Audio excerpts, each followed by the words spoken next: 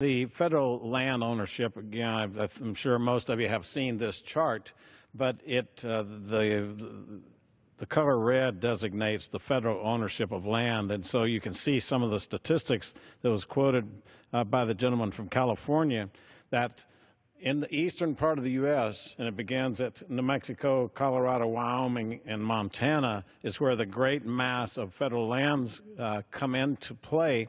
And you might ask why. These are the states that came in after Teddy Roosevelt was president. So in the early 1900s, he began the policy of holding many of the lands that were supposed to be given back to the states. He wanted the large national parks that we were many times enamored with, the large national forests. But they go beyond that. And that going beyond, that holding of land that has productive use but will not be used productively by the government, is the great source of economic problems in the West. Now, in New Mexico, which is a state here, of many national forests in the areas colored with red. At one point, New Mexico had 123 mills that were processing timber that were cut out of our national forests. So 20 or 30 years ago, the Fish and Wildlife Service said that we've got to protect the spotted owl and logging is the problem. They killed 85% of the timber industry nationwide. They killed those jobs nationwide. In New Mexico, of the 123 mills that we had processing timber, at one point, we're down to 120. We have closed 122 of them. So imagine these rural communities up in the mountains of a sparsely populated state. They have no economic basis now that the Forest Service has shut these mills down. And by the way, about 3 years ago, they came out with the finding that logging was never the problem. So economic devastation occurred in the areas where the National Forest had stopped all logging for a lie that had come from the Fish and Wildlife Service. And so people in the West are understandably irritated, they're angry, they're mad, because their way of life has disappeared in these logging communities. But it goes much further beyond that. A couple of years ago, the Forest Service took a look at the grazing allotments in one of the forests and said, oh, we've got to eliminate you 17 ranchers. We asked later if they would show us the science, which said they have to get the people off.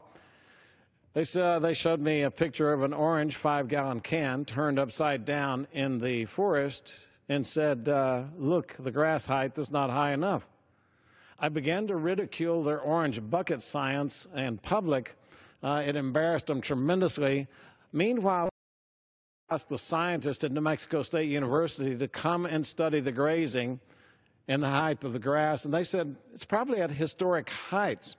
So we got involved in the issue. All the ranchers were eventually reinstated into their allotments. But these are private property rights. The allotments are things that have been purchased and sometimes passed along from generation to generation. Those private property rights, constitutional rights, were removed with no reason, with no understanding of what they are doing from a Forest Service that was arrogant with its power. Again, you see the effect on our economy. New Mexico is one of the lowest economies in the U.S. U.S. is 50 states. And so to find the federal government at odds with the jobs in the state in this rural area just don't make sense to most people. And so you find this budding anger across the entire West because the same policies affect everyone out there. Right now we have a situation where one family has been fighting the U.S. Forest Service for their water rights. The courts said the water rights belong to them.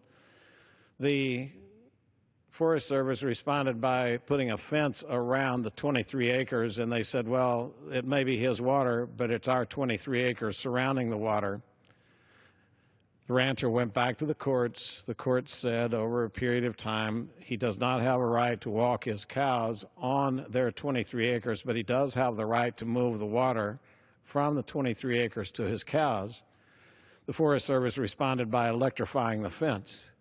Now, our office has been engaged for 12 years trying to get some reasonable understandings between the rancher and the Forest Service. But it, again, is this arrogance that is willing to drive one of the largest ranchers in that area out of business over something that is, to most people, not understandable.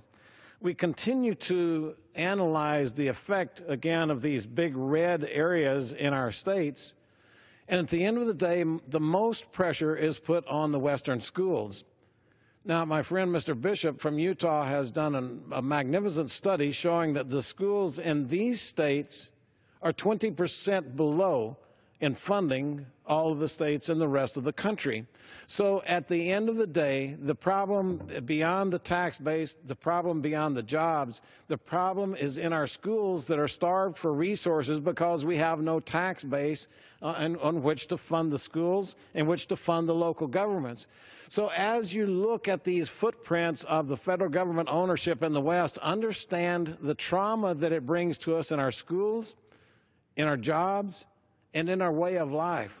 It is time for the U.S. government to change its policies. It's time for the U.S. government to begin to deal with the fact that people need to raise families in rural states.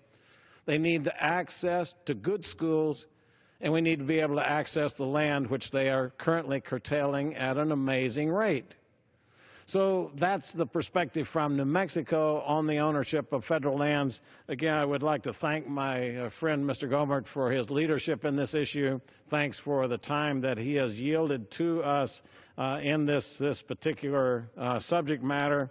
And I would again state that we can do better and we must do better. So, again, to the gentleman from Texas, thank you very much for yielding the time, and I would